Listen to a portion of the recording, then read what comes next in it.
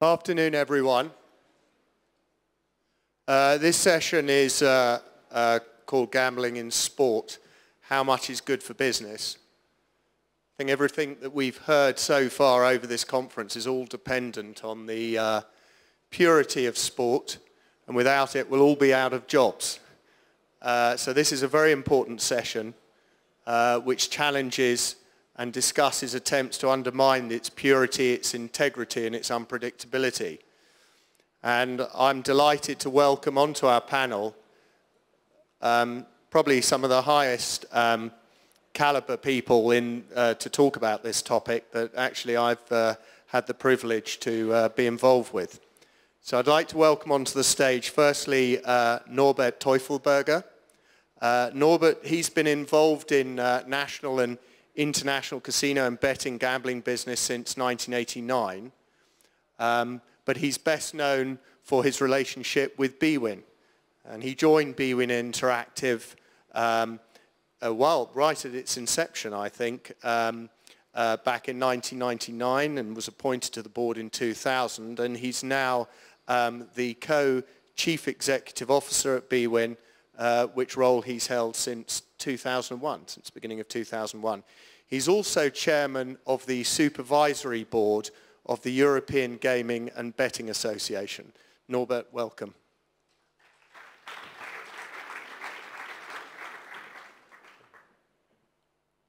Next, I'm pleased to welcome John Abbott to the stage.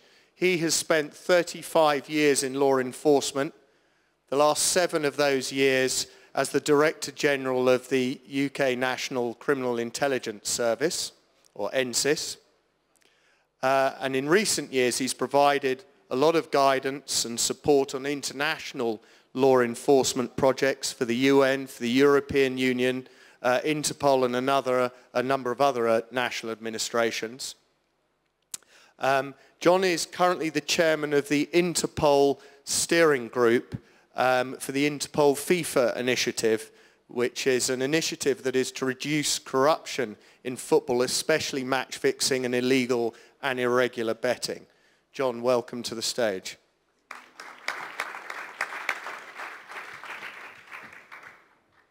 Next, I'm delighted to welcome Haroon, a client of mine, who's the current chief executive of the ICC.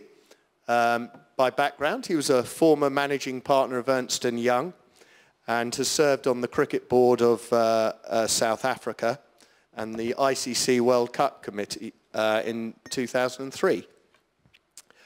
So Haroon is is the leading figure in cricket, which of course has experienced quite a number of problems in the areas we're going to discuss. So it's fantastic that he's here on our panel. Welcome, Haroon. And finally, last but not least, which is not what my wife would say to me, Chris Eaton. He spent over 40 years in the police service, and in 1999 he left Australia, his home country, to work with Interpol at its headquarters in France. He left Interpol early in 2010 to join FIFA as their security advisor, and Chris today is the head of security at FIFA, and he was appointed in that role well over a year ago. Welcome, Chris.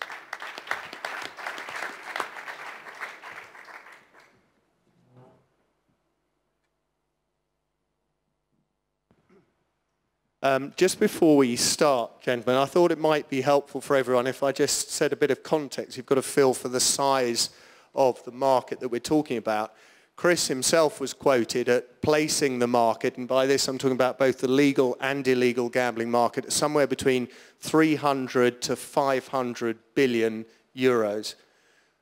And if you think about that for a moment, that would pay off both Portugal and Greece's national debt.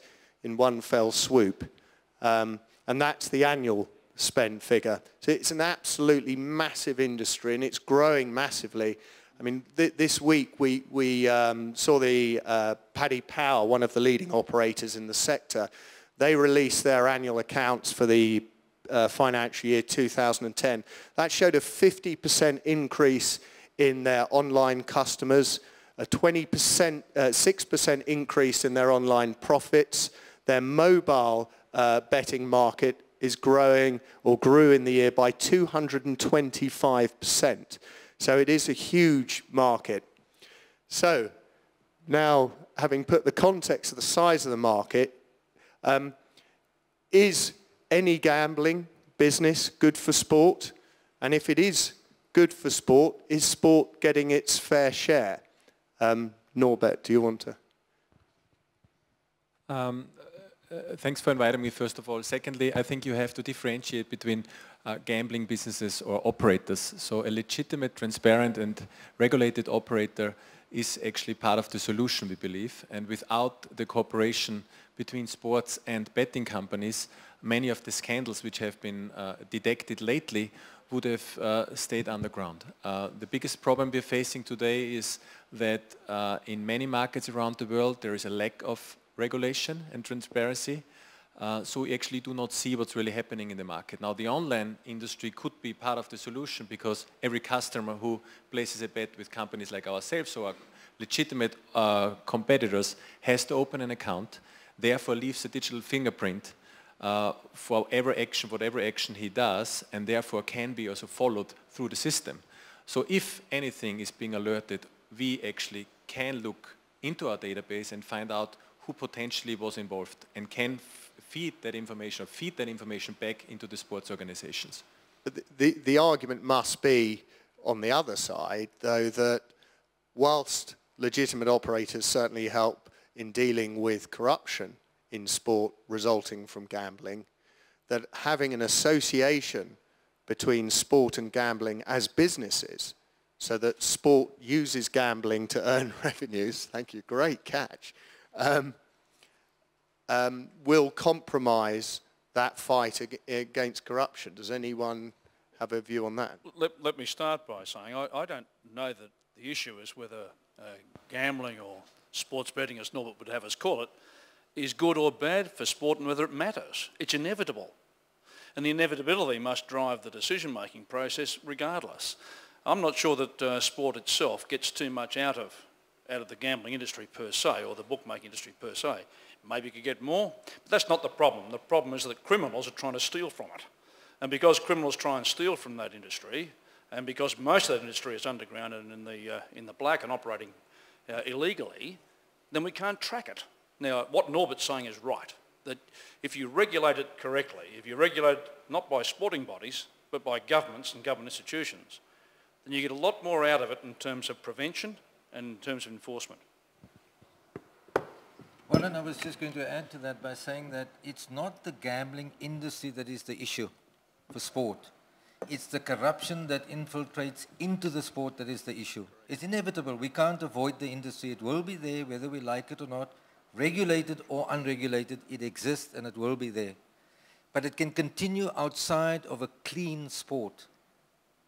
When the players or officials or administrators get involved and cross that bridge, that's the challenge and that's the issue. I was just going to add, Haroon, that if that is the case and there is no concern over legitimate operators, or a comment you made earlier that they're actually our friends in this area, could be our friends in this area, why is it then that certain sports have policies not to engage with even the legitimate operators, not to take bucks from even legitimate operators or make money out of gambling itself for the sport? Well, cricket doesn't have a clear or a firm policy, but it's certainly got an unwritten intent not to engage with the gambling industry, simply because we adopted a zero-tolerant approach. Let's have nothing to do with any piece that would corrupt the sport. And we encouraged our members, certainly the ICC has refused in the past taking sponsorship deals with betting companies.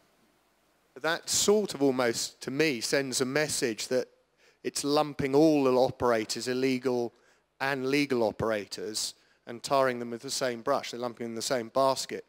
Where actually, from what we're saying, that the legitimate operators could actually be very beneficial and partners in both the corruption side, and therefore, why shouldn't they be partners on the business side as well? Look, I think it's a non-question, because I don't think it applies. I think that the decision of individual sports as to whether they want to sucker gambling or bookmaking support in sponsorship is a matter for the individual sport.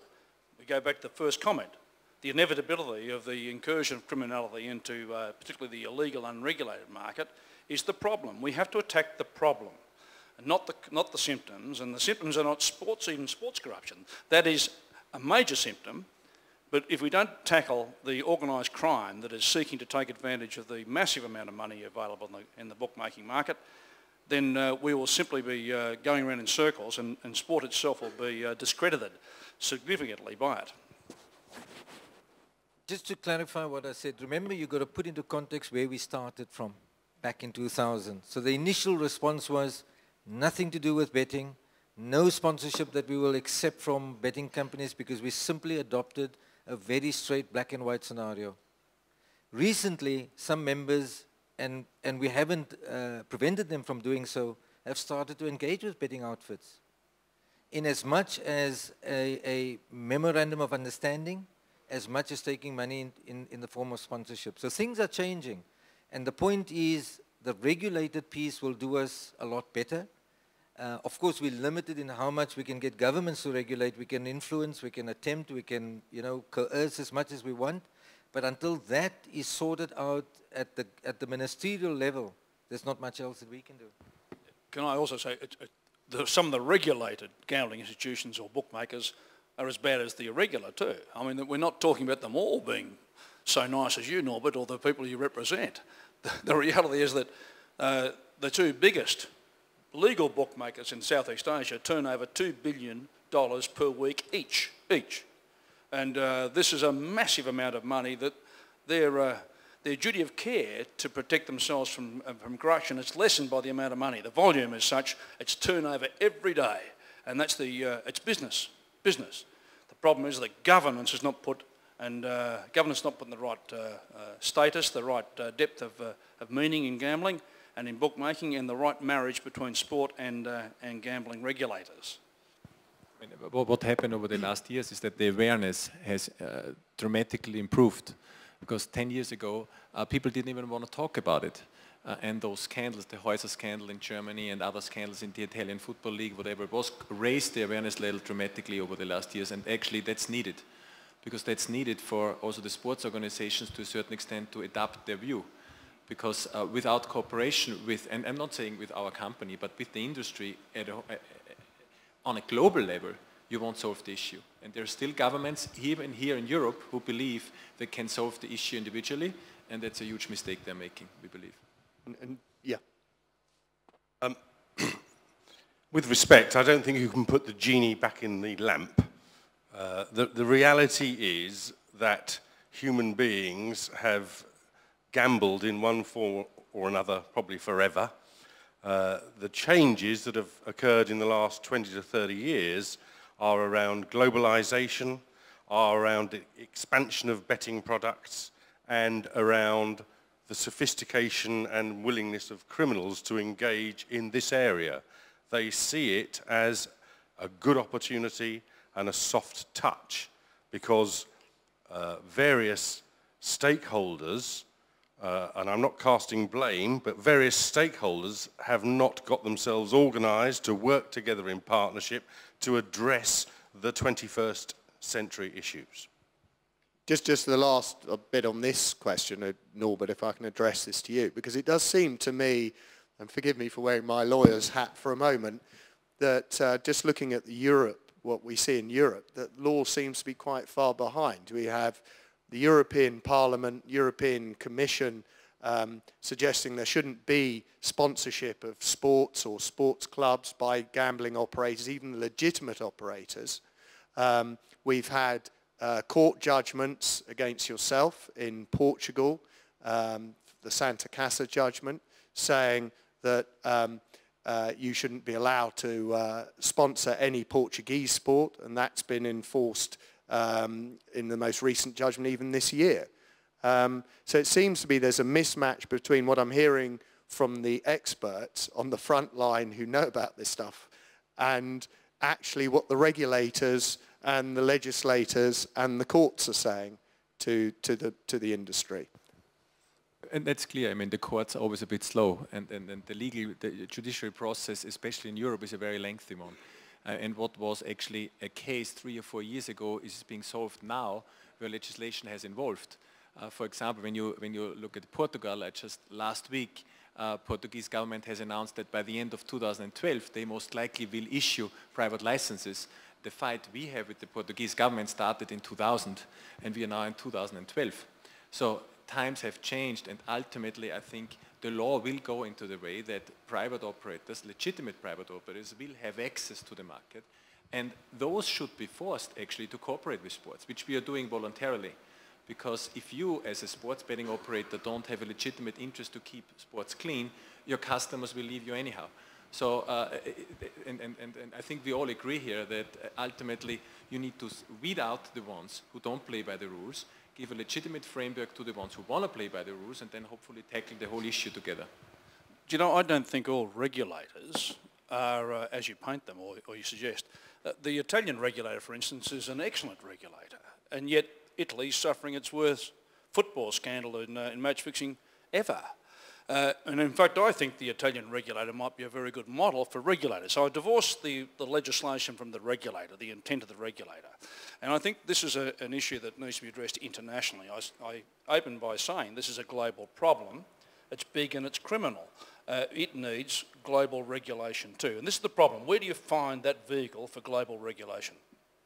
I think what I was trying to do is divorce the match-fixing problem from another problem that seems to be identified, that sponsorship of sport by gambling operators is a problem as well. Moving on, the second question I'd like to put to you is well, or just to give the audience really a sense of the size of the problem. I know, as you said, it's a very old industry. I think someone once said to me that Kid Cain wouldn't have fought Boy Abel if the odds hadn't been right in biblical times. But give us a sense of the size of the problem, if that's all right. Well, perhaps I'll start by giving two examples. The Singaporean criminal Wilson Piramal, who's under arrest now in Hungary and assisting the Hungarian authorities, he would make, he said, about $1 million for each third division game in Finland. Finland doesn't have a magnificent record in football, so a third division is not a particularly capable league. But $1 million for each game. If he could corrupt the entire club and could fix 12 games a season, that's $12 million for one man's effort and corrupting players. Now, let's go to Italy, the Italian investigation. So far it would seem that the two well-known criminal organisations, the Mafia and the Communists, have made around €2 billion over the last 5 to 10 years. By anyone's measure, that's a significant amount of liquidity. And that money comes digitally and through SMS and through internet and sometimes in cash. It's very easy money for these criminal organisations. If I can support what Chris has said and add some other text, if you like, open source reporting will tell you that match-fixing allegations and investigations occurred in 25 countries in Europe in 2011. In soccer. Recent allegations, football, cricket, handball, horse racing, tennis, sumo, to name just a few sports. Back to soccer in the last 3 months, Bahrain, Bulgaria, Cyprus, South Africa, China, Turkey, Israel have seen activity with many court cases running through their systems, some in the early stage of investigation, some a little further. I think the all the evidence demonstrates that globalization, the expansion of betting products, and the attraction to organized crime, because it's low risk and it's high profit, as Chris has just demonstrated, makes this an extremely serious issue that all parties, all stakeholders need to think about and start working together to address. Warren, just one piece to add to that. What we've discovered recently is that the issue is everywhere. So whilst we've tightened it up at the international level, all that's happened is we've displaced it to a local level. So in essence, any game that is televised is a potential for corruption. Wow. To scare you even more, it doesn't have to be televised. Yeah. I wonder if you could all indulge me for a moment. Let's assume, and obviously I pray this is the case, that one of my sons is going to be the next Lionel Messi. And let's assume for a moment he's now 16 or 17 years old. What could he or might he expect would happen to him? What approaches might he receive from these unscrupulous individuals who try and corrupt sport through match fixing? Let me start, Warren, because it's a football analogy, so let's stick with football. It would depend very much on where this new Lionel Messi was living, in what country and in what economic environment, because the approach varies. But the consistency is that the criminal field entrepreneur, that gives him a nice polite title, we're just about a criminal here, usually a thug, will approach the players at young under-17s competitions or junior competitions. They even approach the referees at these junior competitions, and they try to befriend them. This is the approach and attract process. Then inevitably a compromise follows. Sometimes with the family, it's the father or the mother. It may well be the person who's in direct control of that young player.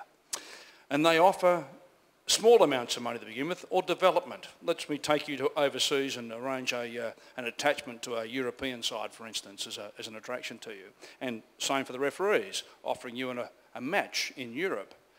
And then ultimately they compromise you to miss a game, because this is about not cheating to win, which is drug taking or performance-enhancing drugs.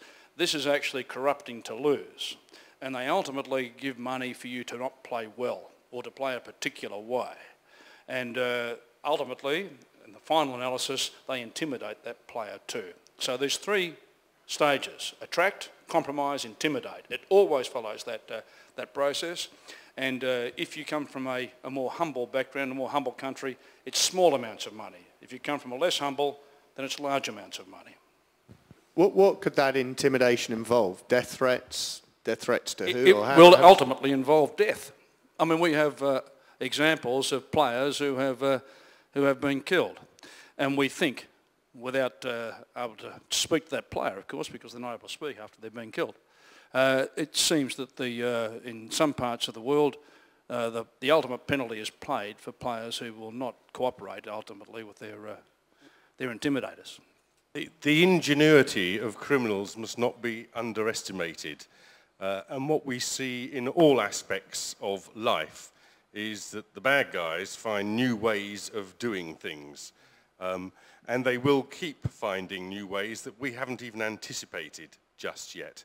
But there are clear examples of grooming from a very early age, like early teens, which is apparently extremely sympathetic, just a nice man who comes along and watches the junior football match and passes a bar of chocolate to the 13-year-old. That might be completely innocent, but it might actually be a gateway. So there are a whole range of different types of activities and different targets. Chris has mentioned a couple, like players, like referees. We need to include administrators, people who are involved in the administration of various sports. We need to include players' agents. All have the opportunity to engage in corrupt practice if they so wish. But to try and just keep a sense of balance, I'm not tarnishing everyone in any way at all. Latest figures indicate that something like 300 games in Europe are affected by match fixing annually. That comes from the betting fraternity. That's a very small proportion, but it is potentially hugely damaging for the sport concerned and also extremely profitable for the criminals. Sounds like I should hope my son isn't the next Lionel Messi. Turning to looking at corruption and the impact that it has on sport, I have heard it suggested that, well, is it as big an issue as is made out by those who investigate it and prosecute it and enforce it? Does it actually have a big impact on the interest in sport, fan interest in sport? The anecdotal statistics, you could argue both ways. After the Häuser scandal, the Bundesliga posted its 5th consecutive record attendance year, but then after the spot fixing scandal, I think it was the next T20 international between England and Pakistan was the lowest ever attendance at an international match. Who wants to kick off on that one? I think that answer is pretty obvious. The integrity of the sport is absolutely fundamental. Without trust in the game, without being able to believe what you're seeing, you will simply undermine the sport and there will be no sport. So for us, the integrity of the game is absolutely fundamental. We have to do everything within our power to ensure that integrity is maintained. I totally agree, and in the end, if you don't give it the appropriate attention, which has been given lately, it would be very damaging to the sport, and any sport, I guess, because as you said, if you watch a sport, and I'm a sports freak and fan, and you can't believe anymore what you see is real, you will lose interest. So inactivity is unacceptable for a consumer, and I'm not talking like somebody who operates a sports betting company, but as a consumer, I would believe that you don't want to watch it anymore. I think the issue we need to address is the fact that this is very global and international. When you talk about what's the size of the problem, really almost all investigations are nationally based. You look at soccer or football, you can see that almost all investigations are at best regional. But we can see that the people who are manipulating players and referees and administrators operate acutely globally. They roam the world. And there is just no mechanism other than the sports bodies themselves to link those dots together and to take global action. What is crying out here is not only global regulation, but global enforcement, global investigation. That's a very valid point about linking it globally, but I can tell you from cricket's experience, and it's absolutely amazing when you see the same faces popping up at certain events. You don't know these individuals, except that our anti-corruption unit have been tracking them. And when they are watching a match and all day long on the telephone or the laptop, there's only one thing they're busy with. They don't watch much of the game itself. And unless we are able to connect the dots, because these same individuals, I'm convinced, would be involved in other codes of sport. And that's the missing link that we have. So within the cricket context, we track those individuals.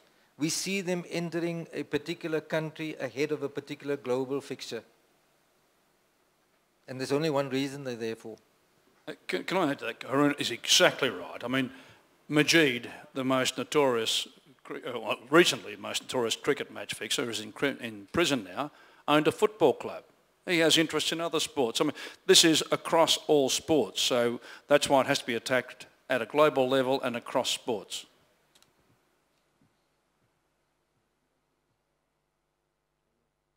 We're okay on that. Looking at how then we tackle the problem, we have governments, law enforcement agencies, sports rights owners, legitimate gambling operators. We've all identified a commonality of interest to rid sport of this problem.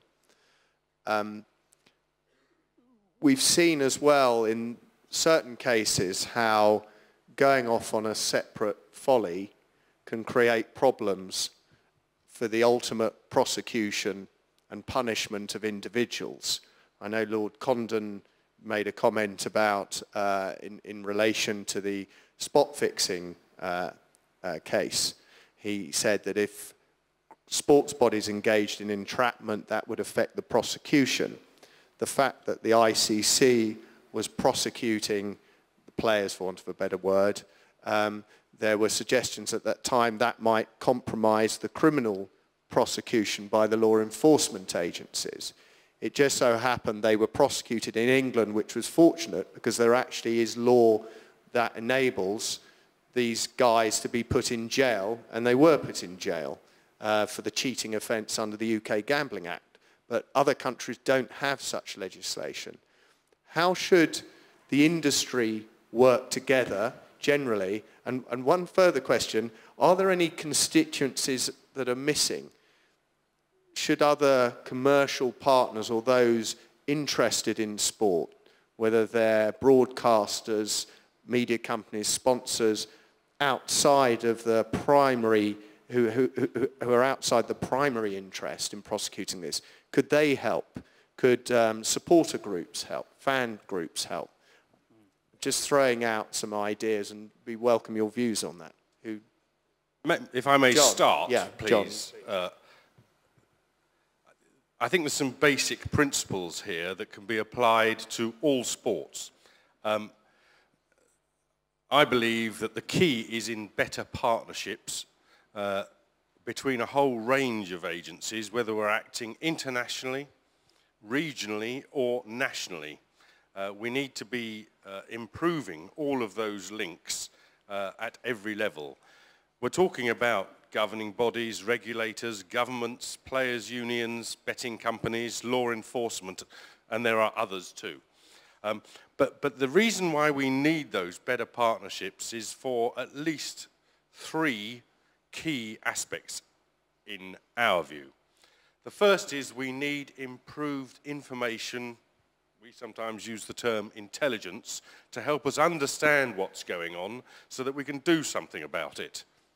That's not just law enforcement talking, that's all of those various agencies and those constituent parts, the stakeholders.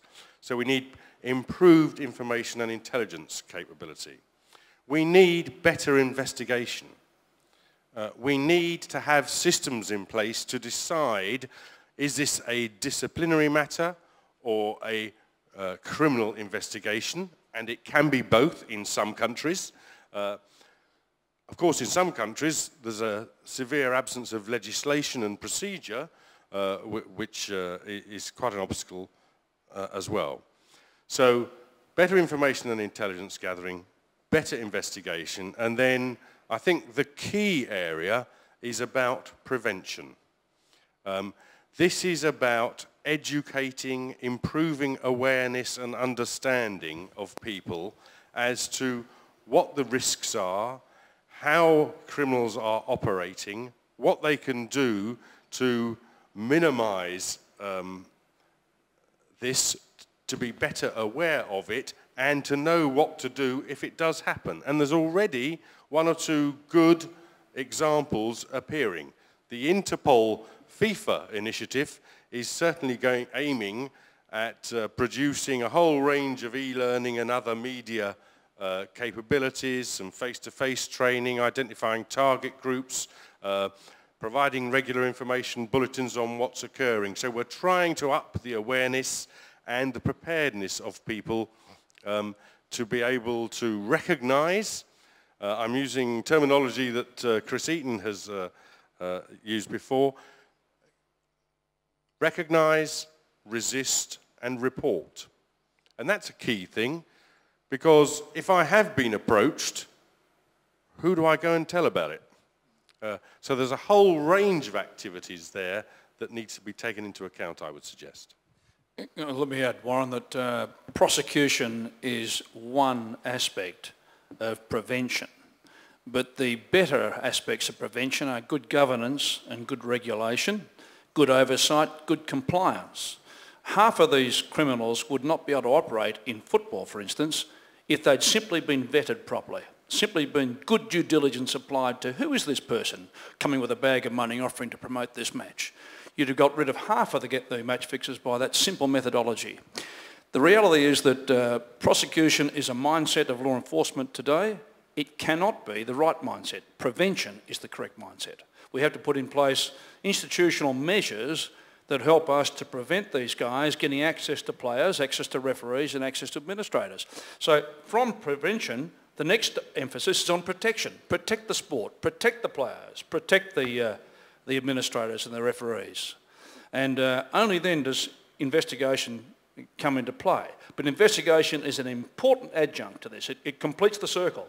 Without investigation, you don't know the reality of the criminal incursion into the sports. Haroon, I think cricket probably provides one of the best examples of dealing with a problem that was about to destroy the sport back at the time of the Hansi Cronje scandal. But what lessons can we learn as cricket as a leading sport in this, particularly from the recent spot fixing case and the sort of issues that I raised about compromising criminal prosecutions from sports regulators taking their own action? I think the first point I would make on that in terms of learnings is that you can never be complacent. We set up the framework, we've provided the education, all the points that Chris and John have made. I support cricket has gone through that process. So educate the players, protect them or prevent them by avoiding contact with unscrupulous individuals. If we suspect something, we investigate and gather the necessary intelligence and then prosecute lastly. All of that in place, notwithstanding we've had an incident. So you simply cannot believe that you've taken care of the issues. You cannot afford to become complacent. What we're realizing of recent is that whilst we've, let's say, cocooned it at international level, protected it at international level, all that happens is the corruptors get displaced and the opportunity exists somewhere else. They do not go away. They will find another mean, as John has explained earlier. They're creative in the way that they will get to ultimately the dollar that they wish to make. Or another sport. Or another sport. So you cannot become complacent. You simply have to put resources to protect your sport's integrity. We've seen in Korea the movement, a massive scandal of corruption at the second and third leagues in Korea has now been displaced into baseball and into volleyball. And as John pointed out, sumo in Japan late last year. I mean, this is across all sports, and we need to have some solution that is driven by collective will of governments, basically, to address and support sporting bodies to protect the greatest entertainment the world has, sports. We're coming close to I finish. do want to add, sorry, one point on the governments. I think Australia has taken a lead. Recently, they started to formulate legislation, and we've tried to get engaged in that. But it's beyond us. I think this collaboration that's needed, this collective effort from all the stakeholders is essential. One sport on its own or one governing body is not going to make the difference. And sorry, I just wanted to, I was going to bring you in. Tell us what the gambling industry has been doing. I think the only thing, it's not so much our industry, but what the regulators and government could do and should do is try to provide a regulatory framework in order to push consumers into legitimate channels. Because if you dry out the underground liquidity pools, then it's going to be much harder, and they're raising the barrier for the fixes dramatically. But as long as, and this is as long as Australia, for example, says there's no live betting allowed, they're pushing all this activity and this legitimate consumer demand into underground channels. And as long as that happens, we will have a huge problem. Gentlemen, there's a couple of minutes left for this session. And we'll be closing it in about, as I say, a couple of minutes. Please, could everyone stay in the room, because there's another session coming up in a minute, which is on creating the champions of tomorrow. We actually have one question, which, I don't know, I'm just having a little read of it. Can you work out what the question is, Chris? What are your views on... on... oh, right, okay. On how will the reputation of some emerging sports evaluate in the future integrating betting system? I think ultimately the question is about can sport survive and resist this this attack on its integrity? Yes, absolutely. My view is that by a three-part process, that is good regulation and match monitoring, match management, good oversight and monitoring of the gambling trends, the movement of odds and handicap, and lastly, by good investigation and presence of investigators well known in the sports, we can defeat this without a doubt. Well, thank you very much. Thank you, everyone. I hope that's been as fascinating for you as it has been for me. Thanks.